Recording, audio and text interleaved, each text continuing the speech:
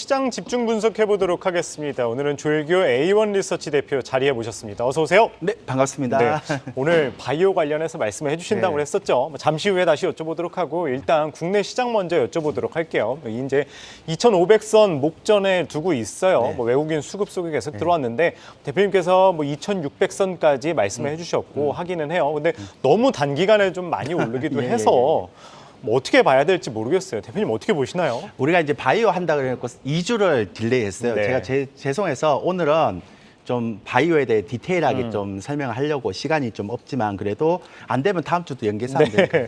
그래서 시장에 가볍게 할게요. 제가 네. 올해는 그러니까 내년 상반기까지 한 2,600 갈 것이다. 그러니까 PBR이 1일 거라고 생각했는데 오늘 너무 빨리 올라왔어요. 예. 그래서 최근에 여러분들 종목을 보면 어떤 일이 벌어졌는가 하면 제가 계속 말씀드렸잖아요. 처음에는 낙폭과제 대형주들이 올라온다 그랬는데 PBR이 1 이하고 퍼가 10 이하인 종목. 그러니까 대표적으로 보면 여러분들이 보면 카카오뱅크, 카카오페이 이런 것도 있고 아프리카 TV도 있는데 그보다 대한유화가 바닥에서 50%가 올라왔어요. 예. 그러니까 그 얘기는 뭐냐면 이 부분들에 대한 이게 한번 순환매 확 돌았다는 거잖아요. 바닥에서 이렇게 50% 올랐다면. 그러면 그 가는 동안에 코스닥이 전혀 못 갔거든요. 예. 그러니까 지금 코스닥이 올라가는 거는 그래서 코스닥이 키 맞추기 정도라고 생각하시면 돼요. 제가 우리가 2주 전에 제가 2,600선, 3주 전이었네요. 2,600선을 상단 올릴 때 코스피 수급을 그때 한 7조 정도였잖아요. 예. 한번 보실까요? 수급 보시면 코스피 수급 보시면 지금 그러니까 어제까지 기준으로 보면 9조 9천억까지 올라왔습니다. 너무 엄청나죠. 근데 오늘 코스닥 많이 올라오잖아요. 근데 여러분들 어제까지 코스닥 수급 한번 보여주실래요? 이게 좀 놀라운 일인데 이게 키 맞추기이긴 하지만 마이너스 5천억 매도예요. 그러네요. 네. 그래서 제가 이거 계속 분석을 했어요. 그러니까 제가 왜 이럴까를 되게 많이 분석을 했는데 세 번째 자료를 한번 보실까요?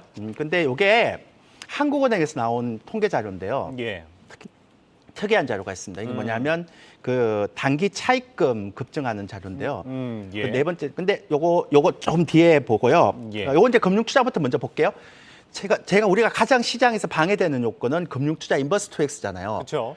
요거에 대한 부분들이 급속하게 올라가 있죠. 그리고 지금 단기 차입금인데 요거 금융 투자 제가 얘기 드릴게요. 예. 근데 지금 보세요. 10월 달, 11월 달에 엄청나게 이슈나고 그러네요. 있죠. 네. 그러니까 여러분들이 시장에 대해서는 이제는 변동성은 있겠지만 예전에 2100선이 다시 크게 무너지는 그런 형태의 걱정은 좀 덜 하셔도 될 것 같다. 왜냐하면 외국인도 구조를 샀고 그 대형주 위주로 샀고 인버스 투 X도 되게 빨리 이익실을 하고 있고 그러니까 예전하고는 변화가 굉장히 크게 나오는 겁니다. 근데 이제 제가 좀 집중한 건 뭐냐면 단기 차입금인데요. 이게 지금 제가 좀 부담스러워요. 한국은행에서 나온 단기 차입금을 보면 2019년도에 389조였는데요.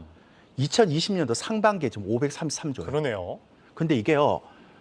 금리가 안 올라가면 상관이 없어요. 예. 근데 금리가 올라가면 지금 레고랜드도 그 회사채도 막 있잖아요. 그래서 저는 내년에 제가 생각할 때 이런 주식은 확신은 못하지만 내년에 90% 이상 크레딧 문제가 발생한다고 생각하거든요. 근데 크레딧이라는 건 신용 문제를 얘기하는 겁니다. 그러니까 신용 문제가 발생되면 저는 약한 고리에서 시작된다. 그러면 약한 고리가 어디에 있느냐? 아무래도 개별주가 많죠. 그리고 코스닥은 그 종목들이 대부분 다 개별주에 포함시키잖아요. 그래서 이렇게 키 맞추기로 올라가고 있겠지만 외국인들이 거래소와 코스닥을 철저하게 차별화해야 되고 수급을 보는 거는 어쩌면 내년에는 코스닥 시장이나 개별주 시장이 굉장히 힘들 수도 있겠다. 이렇게 제가 보면서 올해 2200선에서 2500선 연말까지 2500선 초반까지 보고요. 내년에는 한 2600선까지 보는데 굉장히 오랫동안 박스권 장세에 갇히면서 개별주는 계속 고점이 낮아지는 형태가 될 수가 있겠다. 이렇게 생각합니다. 예, 그렇다면 이제 이 바이오주 관련해가지고 이제 여쭤보도록 할게요. 바이오주 최근에 이제 지난주만 해도 이 면역 항암 마켓 열리고서 어제만 해도 여기서 나온 발표대로 이제 바이오 기업들이 대체적으로 발표를 하면서 좀 주가가 나오더라고요. 바이오주 좀 어떻게 보시나요? 저는 제가 말씀드렸잖아요. 내년에 크레딧 신용 문제가 발생되면 글로벌 경쟁력이 되는 기업들, 그다음에 재무가 좋은 기업들, 그러니까 영업력이 되는 기업들 이런 기업들을 봐야 되잖아요. 제조업 중에. 근데 제조업이 그런 게 별로 없어요. 낼 수도 없고. 그래서 바이오 쪽도 그러면 그러지 않을까라고 생각하는데 바이오는 좀 다르게 봐야 됩니다. 왜 그런지를 제가 차차 말씀드리겠고요.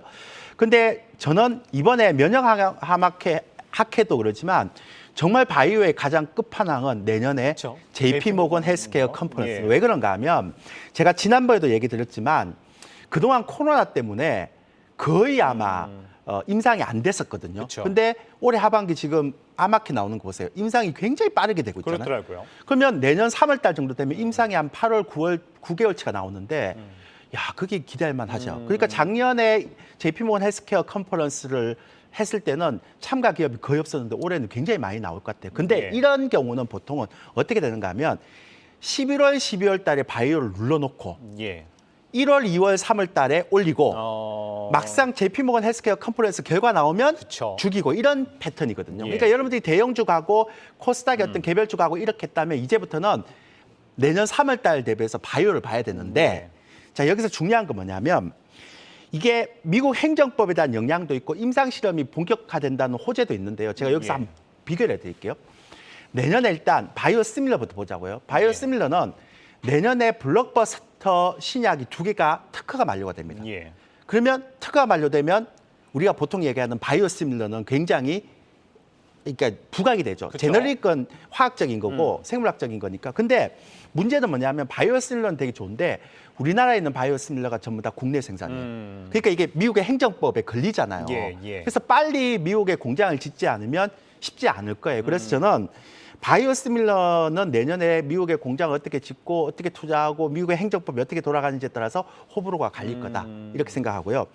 두 번째는 전임상이에요. 전임상. 예. 기술 수출을 보통 얘기하면 이제 우리가 보통 제약을 얘기할 때는 전임상, 1상, 일상, 2상, 이상, 그쵸. 3상 이렇게 되거든요. 그래서 예. 신약이 이렇게 되거든요. 근데 전임상은 뭐냐면 동물 실험, 이제 임상을 가면 인간 실험 이렇게 되거든요. 예. 근데 보통 기술 수출은 어떻게 되는가 하면 빅파마가 인간 실험, 그러니까 1상 경우도 있지만 1상이나 2상에서 인간 실험에서 그러니까 사람을 대상으로 하는 임상 실험에서 유효한 결과가 나오면 기술 수출 계약할 때 좀 비싸게 줘야 되잖아요. 그래서 그쵸. 전임상에서 대부분 다 이렇게 기술 수출을 하거든요. 예. 근데 준비한 자료 보시면 최근에 기술 수출이 굉장히 적었어요. 올해. 그러니까 우리가 이거 보면 2019년도, 2020년, 2021년도, 2020년도 굉장히 적잖아요. 예. 그 차이가 많이 나네요. 예, 차이가 많이 나요. 예. 그래서 저는 어떤 생각하는가 하면 전임상에 있는 기업들 중에 내년에 JP모건 헬스케어 컨퍼런스에 참가하는 기업이 기업들, 있어요. 예. 그 기업 잘 봐야 돼요. 어떤 기업들이 있나요? 근데 그 기업을 제가 이렇게 방송 얘기를 못 하겠어요. 왜냐하면 전임상은 아시다시피 뻥 되면 그렇죠. 그냥 하한가예요. 그게 되게 조심스러워요, 전임상은. 그러니까 이게 기술 수출 못 받으면 안 되고 또 기술 수출도 금액에 따라서 다르거든요. 다 아시잖아요. 그래서 제가 그냥 JP모건 헬스케어에 참여하는 전임상에서 참여하는 기업들을 좀 눈여겨보십시다. 필요가 있겠네요. 참여 안 하는 사람도 아예 관심 없고 왜냐하면 JP모건 헬스케어에서 그나마 참여하는 사람들이 굉장히 중요하다고 생각하고요. 예. 두 번째는 뭐냐면 기술 수출을 받은 기업이 있어요. 근데 이 기업은 제가 아까 말씀드린 제조업은 우리나라 제조업 같은 경우는 글로벌 경쟁력이 안 되고 영업력이 안 되면 예. 내년에 경기 침체가 되면 좀 안 좋잖아요. 근데 이 기술 수출 받았던 기업들은 다르죠. 왜냐하면 그렇죠. 빅파마, 그러니까 글로벌 빅파마의 기업들의 임상 결과에 따라서 마일스톤 계약을 받으니까. 그렇죠. 그럼 얘네들 영업할 게 없죠. 얘네 플랫폼을 제공하거나 기술을 제공했기 때문에 이제는 글로벌 제약사가 임상 1상이나 2상이나 3상에서 좋은 데이터가 나오면 예. 얘네들은 계약금의 지분대로 퍼센트를 받는 거죠. 받는 거니까. 그러니까 예. 글로벌 제약사들이 임상 시험을 잘해야 되는 거고 얘네들은 그냥 기술을 팔았으면 거기에 따른 마일스톤 계약을 받는 거니까 글로벌 경기하고는 아무 상관없는 거죠. 그래서 임상 1상, 그러니까 임상 전임상에서 그 기술 수출을 많이 받았던 기업들을 많이 봐야 되는데 제가 예. 지난번에 그랬잖아요. 기술을 많이 받았던 기업들 중에 뭐 3천억, 5천억, 뭐 추후에 공사하겠습니다 이런 거 보지 말고 적어도 1조 이상 예. 마일스톤을 계약한 기업을 봐야 되는데요.